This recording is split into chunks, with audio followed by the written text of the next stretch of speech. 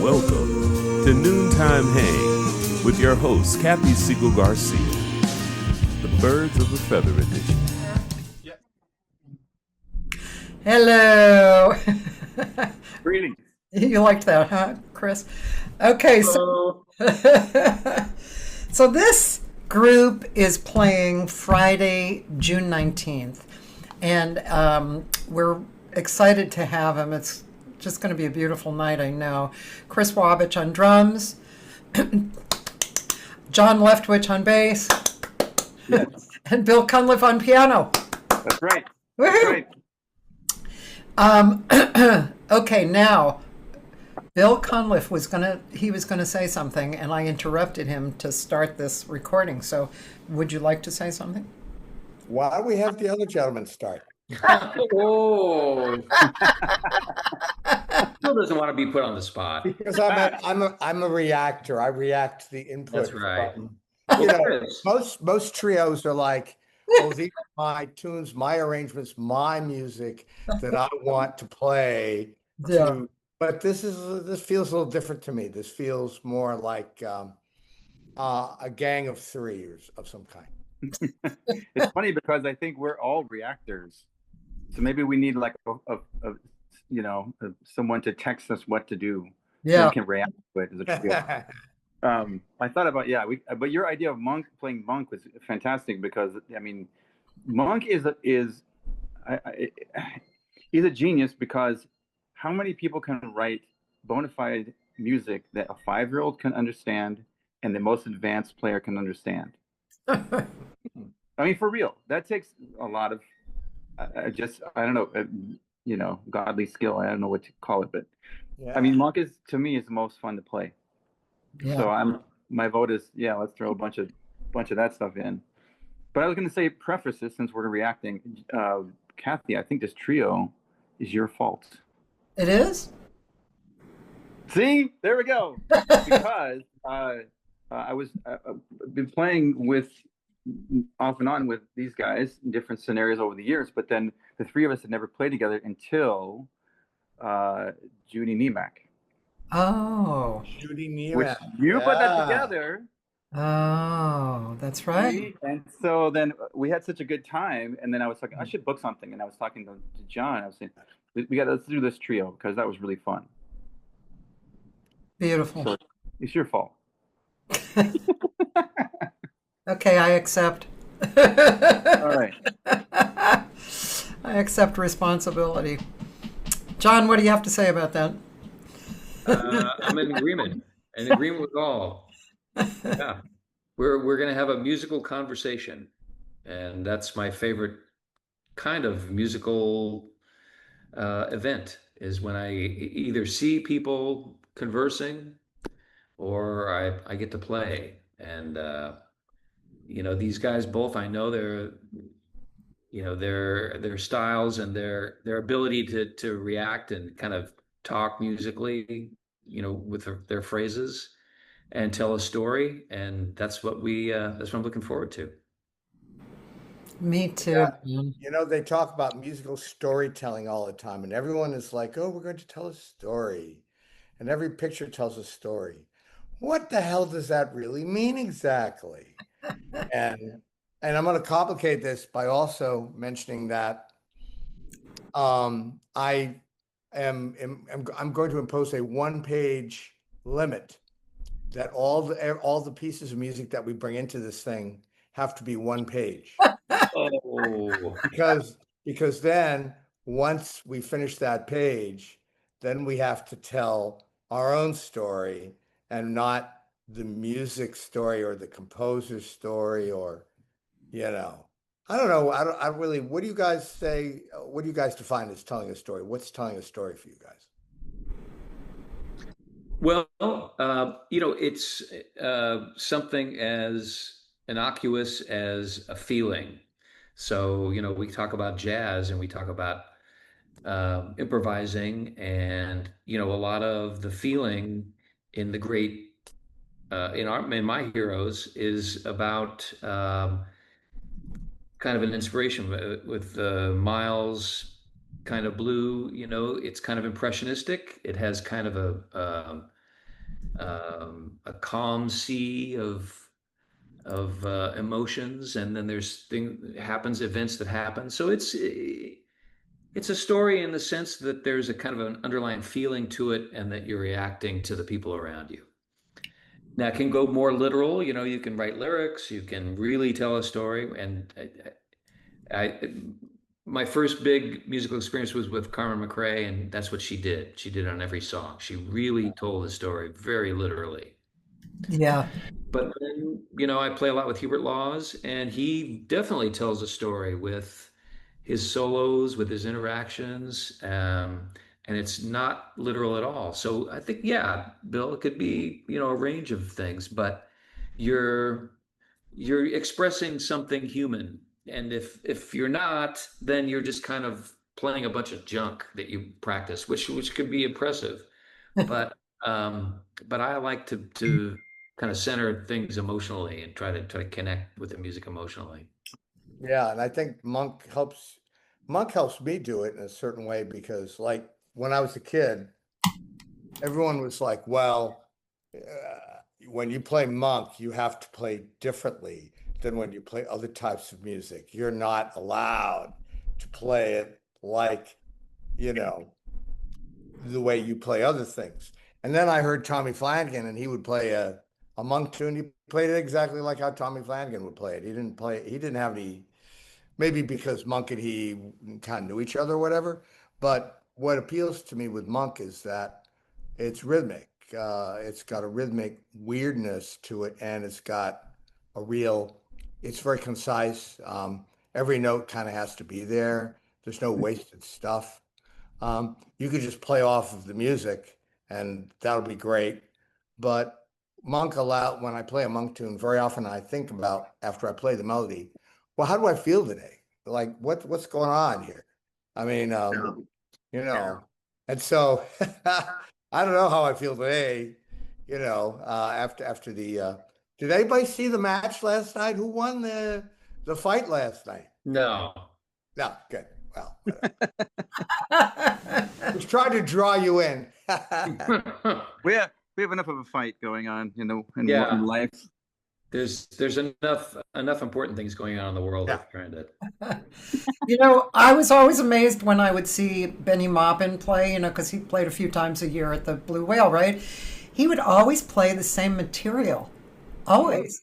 But of course, every time it was different. And I kind of got a lesson from that, and I guess a lot of the guys from that period did that, right? They had their songs that they played over and over again. But it's always fresh and new, because that's what jazz is. So we get the luxury of that, because if you think about like a performance level concerto pianist, they have about 30 in their repertoire, 30 concertos, and they just kind of rotate them in and out, and that's their life. Yeah. So even if we had the same 30 standards, you got a lifetime of experience and how you're feeling that day, Yeah. How is your caffeine level? That's a lot to do with mine, Did you take a shower? Yeah. I heard a group of guys who had worked for Betty Carter, and one of them told a story where they were on the road, and the gig was much later, and after the gig she said, "Did you guys take a bath today?" And they said, "Yeah." And she said, "Don't do it again before the gig." Because apparently they all really relaxed, or I don't know, whatever. Oh, okay. Yeah. Oh, Yeah. interesting. Funny. Yeah. So, so it's going to be really fun this Friday. I met this guy on the plane ride home who was a really cool guy, and he verbalized so much excitement about what jazz is. I wanted to record him, because I've just never heard somebody wax poetic so incredibly. And anyway, he's coming. He's Oh, having great. Fantastic. with his wife Is and he a two friends. musician or just a fan? No, I think he might have played when he was very young, and then he went into some other field, but he just, I mean, wow. The guy, it was amazing. We had a 2 hour conversation, total stranger on the plane. And anyway, so he's really excited and he loves piano trio. And I said, well, you got to come see this, you know. Well, Kathy, I want to, that's a great, the trio is a real interesting thing because trios get booked because they're cheaper than quartets and quintets. But I have an opinion that a trio is inherently superior to most other musical expressions because when I have a band I teach at Cal State Fullerton, when I have a group that's like a 4, 5, 6 piece group or 7 or whatever, and they seem stuck musically, or some knucklehead didn't bring in the music, or we have nothing to play, I'll have them, I'll have 4 guys play, just 4, any 4. Then one guy finishes and another guy joins. And then they keep going until we go all the way around the room. So you've got all these different quartets. Then I do the same thing with trios, and then I do the same thing with duos. So like the bass player and the drummer, then the drummer and the pianist, then the pianist and the guitar player, then the guitar player and everyone has to not play too long. And which one do you think is always the most fun for the band? The trio. Kathy, you are correct. And the trio is always the best because if you drop out of a trio, it matters. But in a quartet, if you drop out, it doesn't really matter that much. And if you have a duo and you drop out, then that's too much for the other person to deal with. Well, duos are good too. I remember many, great experiences of seeing some great duos in New York. That little after hours place with, uh,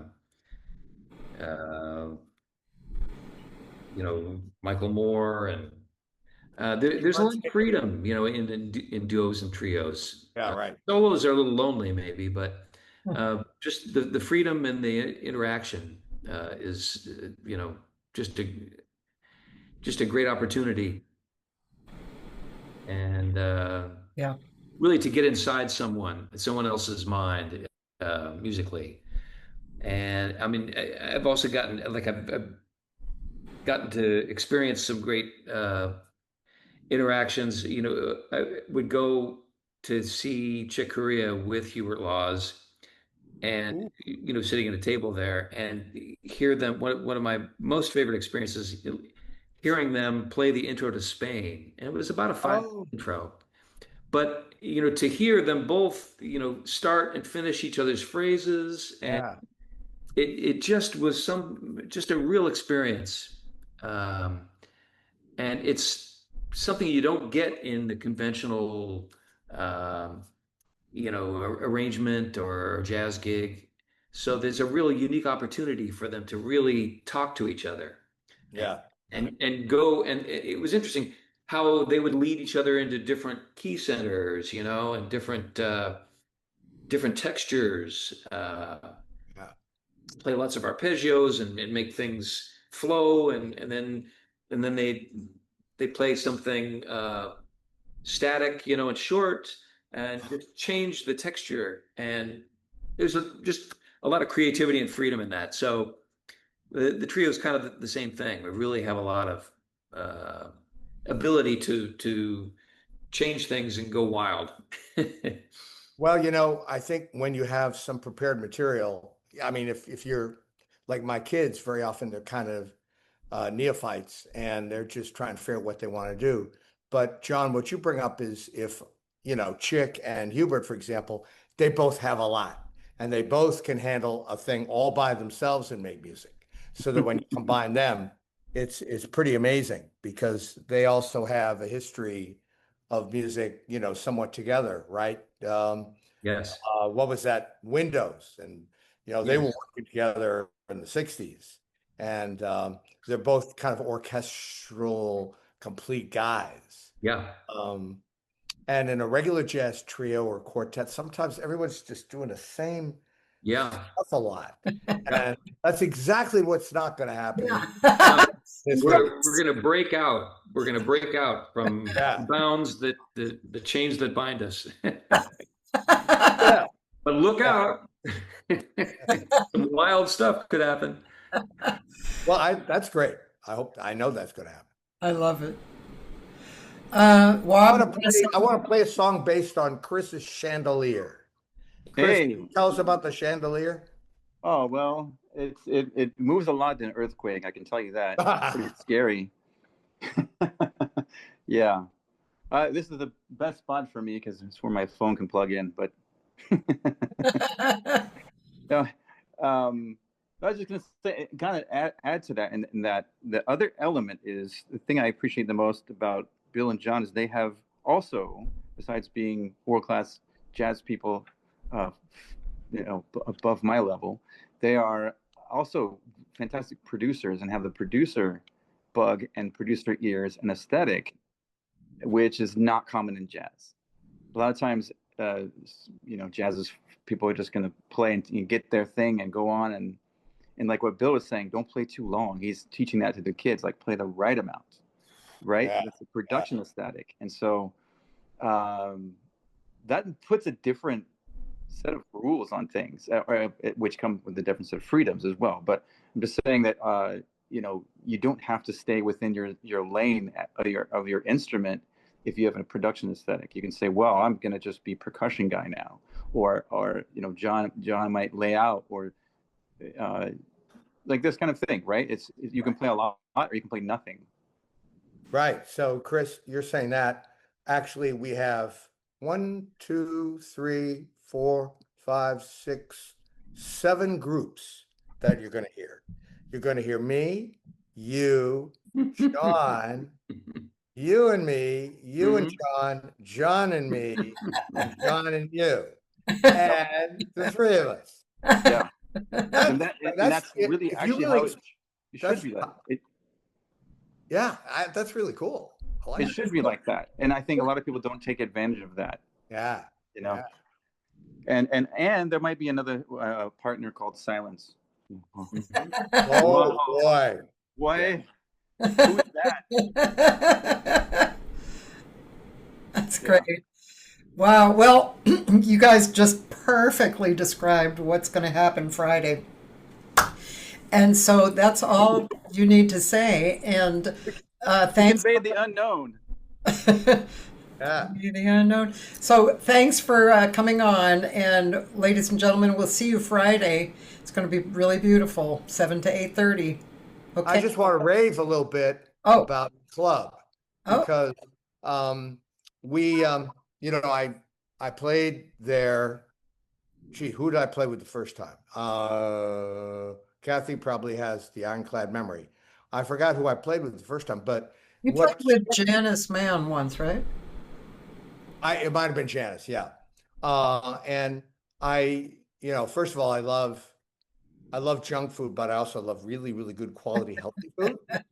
And the food there is great. Yeah, but when it really I walk is. into the back room, it feels like a jazz club. It's authentic. And you and Sydney have put this together. It's applause to you and Sydney. Great. Yeah. And I don't know. You guys have this aesthetic. You grew up in jazz clubs. You know what they are.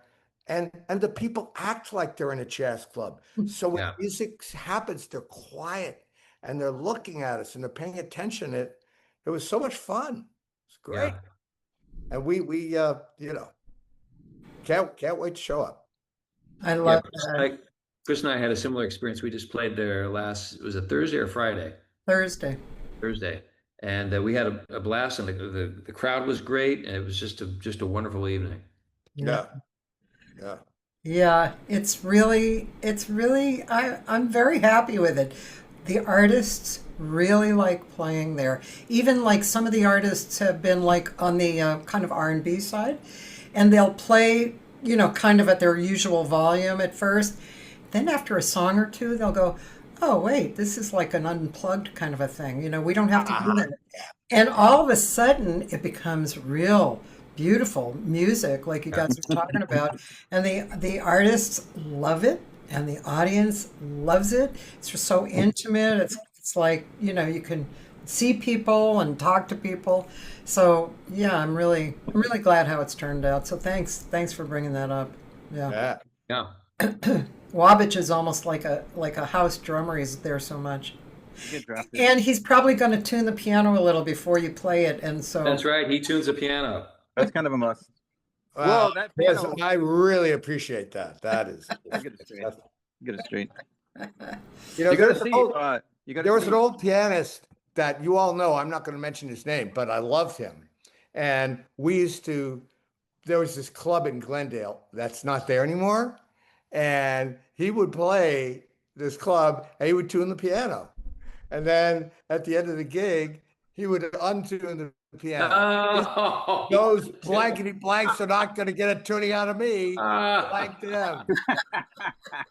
And he smoked. And so the low B, not the low A, the low B of their piano had a burn in it. That was Oh, his no. signature. Wow, hilarious. I remember that club. They had a Kimball, and the Kimball is one of the worst pianos anywhere in the world. They took it out for repair, and I said, well, what kind of piano do you have? They said, oh, we have our other spare. And it was a Kimball exactly like the other one. they knew. Oh. That's kind of like when Baked Potato changed their carpet after 15 years and they put the exact same carpet. You had one shot, man. Oh. All right, guys. All right. Thank Thanks, you. Thanks, and have a great day. And we'll see you Friday. Okay, Yeah, we look Put forward it to it. together. See you guys. Bye. Bye. Bye. Bye.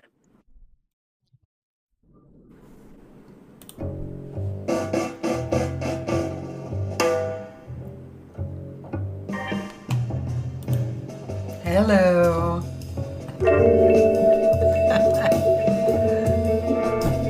I'm interviewing myself.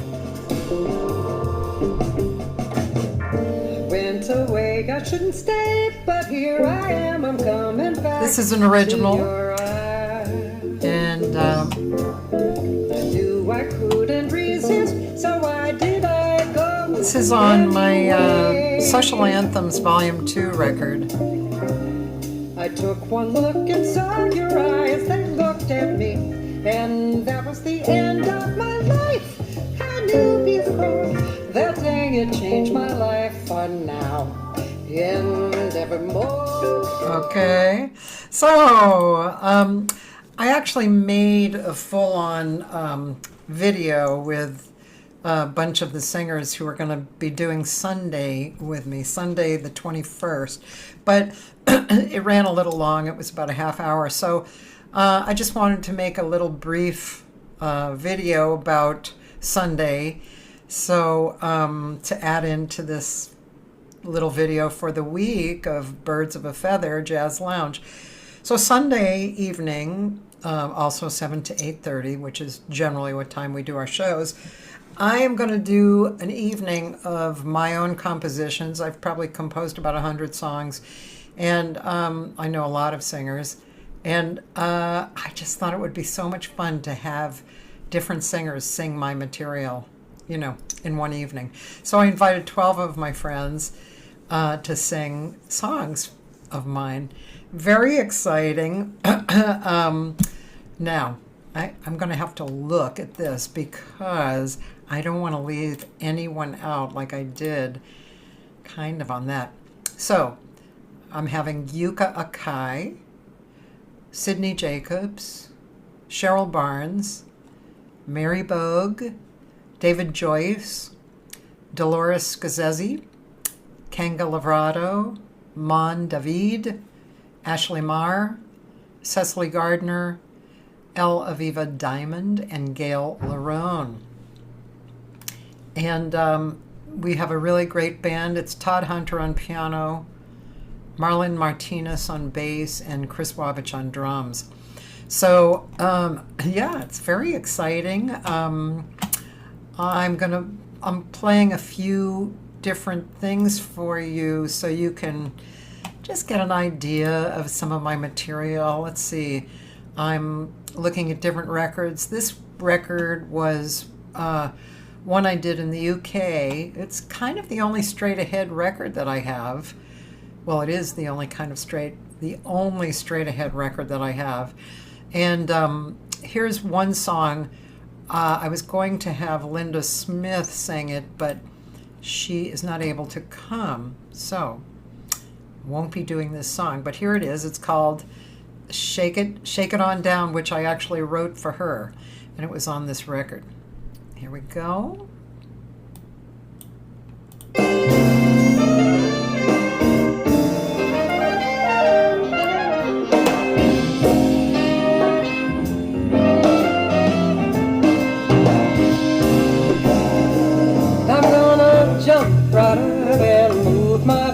I'm gonna shake my timber and groove my cool. Baby, shake it on down with me. Yeah, I'm gonna do my cookies and torque my horse. Pull you over and light your touch, oh sugar. Baby, break it on down with me. We're gonna shake it all up to the moon falls down. Slip back ribbon while we slide around. We're gonna burn it up until the house burns down. So bring it on, baby, let me slap it down. That's one of them. Shake It On Down. I'm just giving you a little taste of various compositions that I have. Yeah, it's really very nice. I'm really looking forward to it. The good vibes especially, and the music. It's going to be really fun. It's going to be very meaningful for me, and I think for you in the audience that you'll like it. It's interesting, to come see one artist's music, but not performed only by them. So let's see if I can find one more maybe of one of my originals. Let's see. This is very different. This is, I think this one. Yeah, this is a very different one. This one I wrote for my sisters and I. This is with Larry Koontz and Josh Nelson on my recording Dreamsville. Beautiful record. We just have a very beautiful relationship. And we're actually going to be at Birds of a Feather in July. We're a team.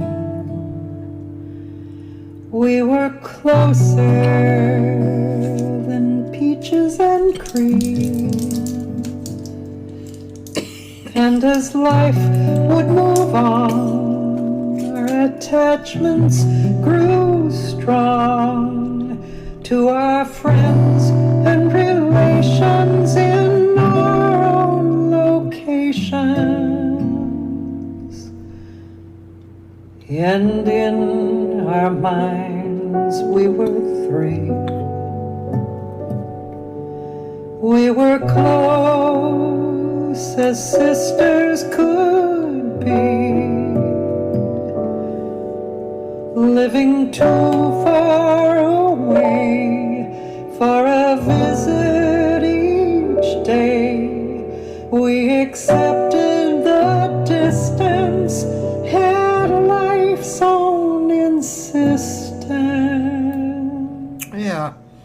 Anyway, I've written a really varied group of songs.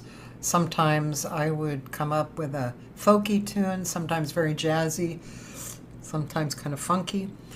And I remember one time I wrote this really folky song, and I was disappointed because I wanted something jazzy. I actually stopped writing for almost a year because I didn't have jazz coming out, right? And then an artist said one sentence to me that made me realize, what was I doing? I was actually stopping my creativity because of my considerations. So I realized, so what? If I write a song I don't like, I can just throw it away. Not a big deal. So, yeah, and I started writing in, I think it was 1979. And I enjoy writing. I also write lyrics to other people's music, which, yeah, I've had a good time doing that. I've written for Atmara Ruiz. I've written for Pat Metheny. These are published pieces. For well, I wrote one for John Abercrombie. That was not published, but I recorded that song. Really great song. I might do that at this, because I'll do a few too. Yeah.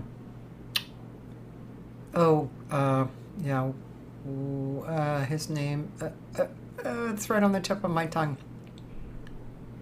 It's a beautiful song.